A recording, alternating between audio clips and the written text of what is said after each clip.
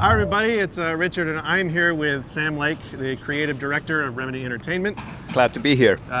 Creators of Alan Wake, the Max Payne series, Death Rally, and now Quantum Break. Yes, indeed. So, I wanted to clarify something. There was a demonstration of Quantum Break during Microsoft's press briefing, and they said it was all in-engine, but that was actually the game? Like, was that actually someone playing, or? So, the scene with the frozen... Yeah, walking through these frozen particles and investigating what's happening. Yeah, that was obviously what was seen there was a trailer, but all the footage there was from a real-time in-game sequence. Okay. Yes. One of the big selling points of the game is how it's intertwined with this television show, this live-action TV show. And I was wondering if you could sort of explain how these two things intertwine together. Sure. So kind of both the game and the show are meant to be consumed together. Right. The game comes with the show. Yes. It's one package.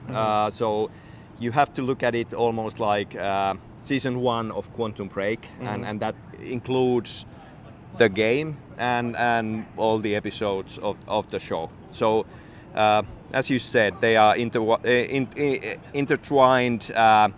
in a sense that kind of you watch an episode of the show, then you play an episode of the game, then you watch an episode of the show.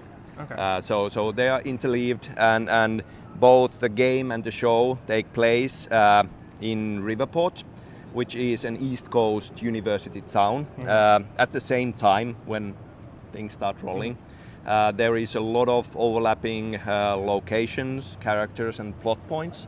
That being said, the show and the game have separate main characters. So what you get into these kind of big events that are happening in Riverport is almost like two different points of view into this mystery and into this kind of thing that is happening.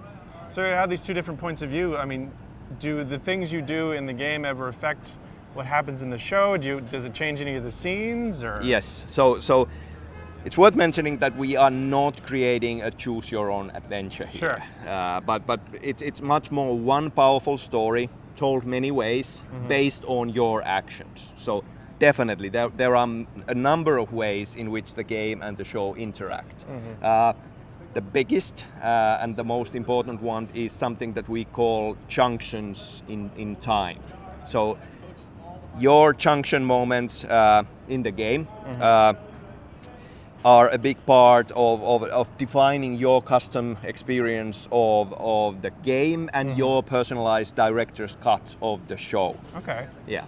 Okay. So it's in the previews you're describing it sort of as a mystery in time, or a time mystery. Yeah. I mean, it's the theme of the whole experience is very much time, and so we have a time travel mystery in there. There is a big threat caused by this failed science experiment at Riverport University, which causes this growing fracture in time as time starts breaking down. And this manifests in multiple ways. In the game, time starts to stutter and it freezes. There are these localized time anomalies happening more and more.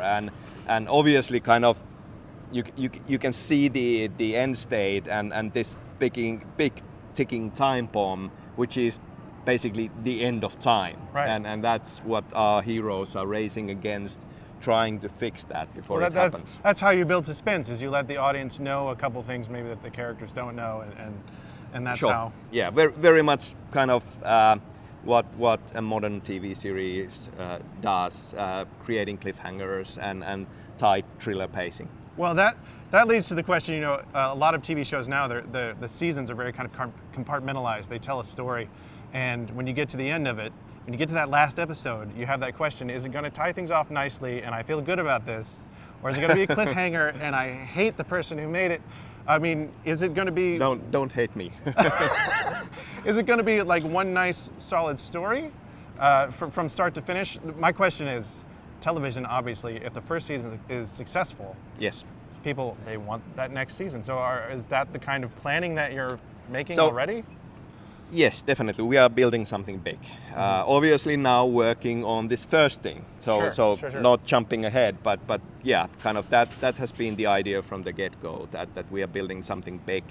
To your earlier question, it is a big story and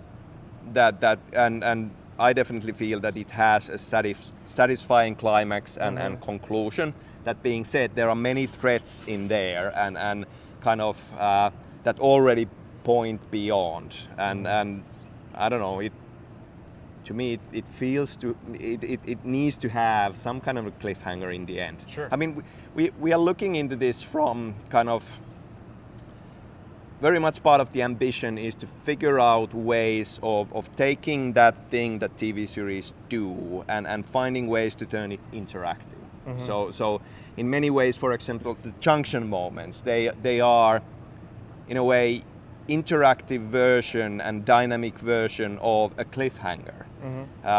You get to this junction moment, you make a decision, you see glimpses of where this is going to lead, and that's your cliffhanger. You made it yourself. Oh, that's interesting. Yeah.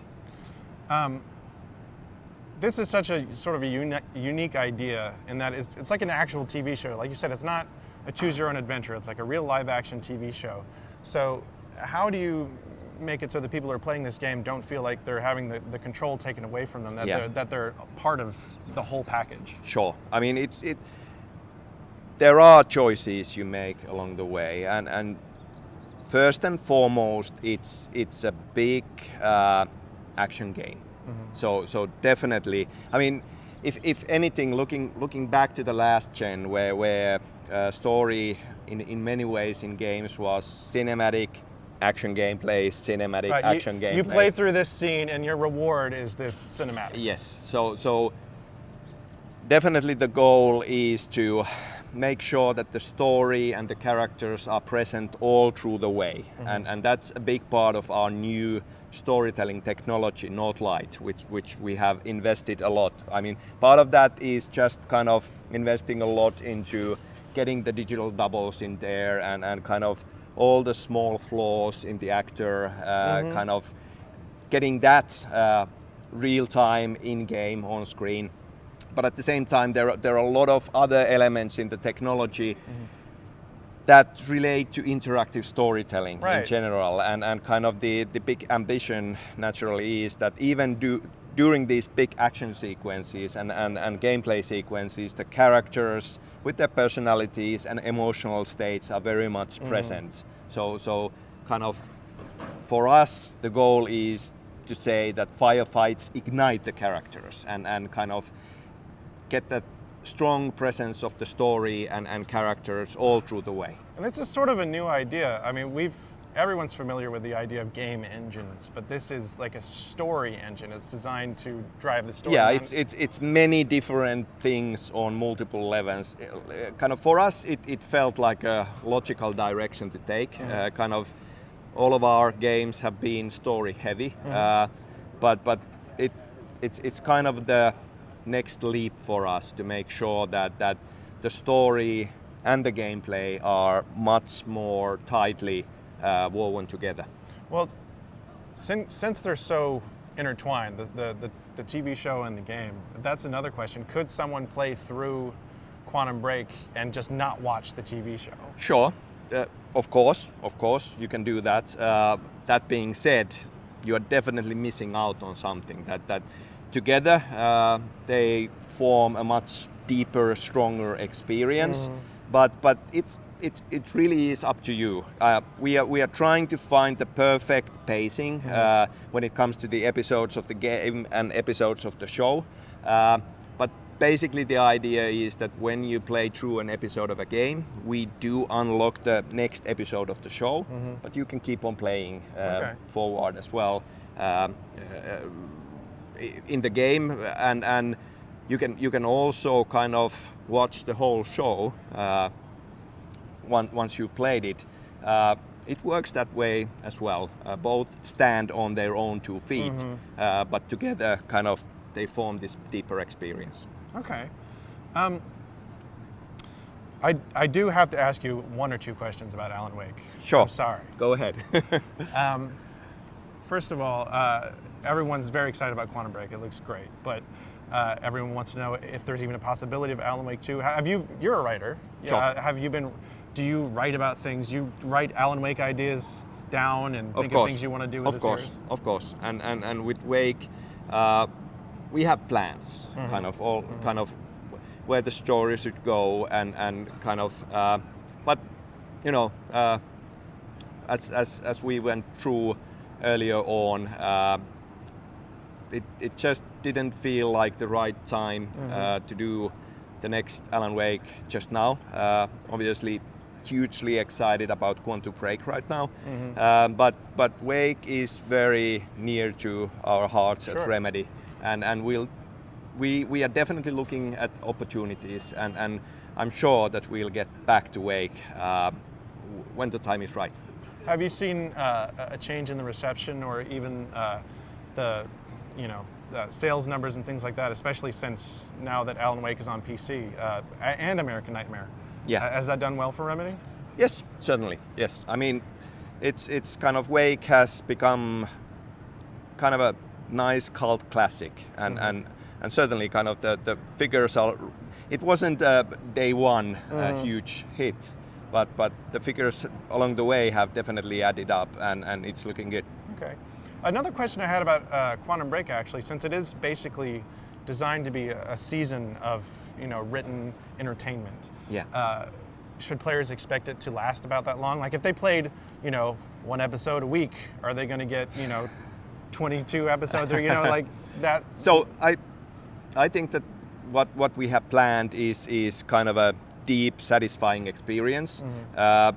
Right now we are staying on the high level, so not actually going into the numbers of how many episodes and how long, but I think that it will be a satisfying experience, definitely. Have you considered the idea of like the holiday special concept, like sort of what we saw with the Alan Wake DLC? Well, yeah, remains to be seen. All right. I have 1 more question, and yes, it is about Alan Wake again. Is Quantum Break one of Alan Wake's stories? Are you faking everyone out? So, no. But that being said, the way we approach these things is definitely kind of they are connected in weird ways, and definitely for Remedy fans, there will be a lot of kind of familiar things from a Remedy game. And the thing kind of, when dealing with time, we are definitely dealing with the idea of multiple timelines and essentially a multiverse. Sure. Where many things are possible. So what you're telling me is there's going to be a cliffhanger, and at the end of the show, Alan Wake is going to wake up in bed, and it'll be a nightmare the whole time. Okay. All right. Thank you so much. Thank you very much for your time. Thank you.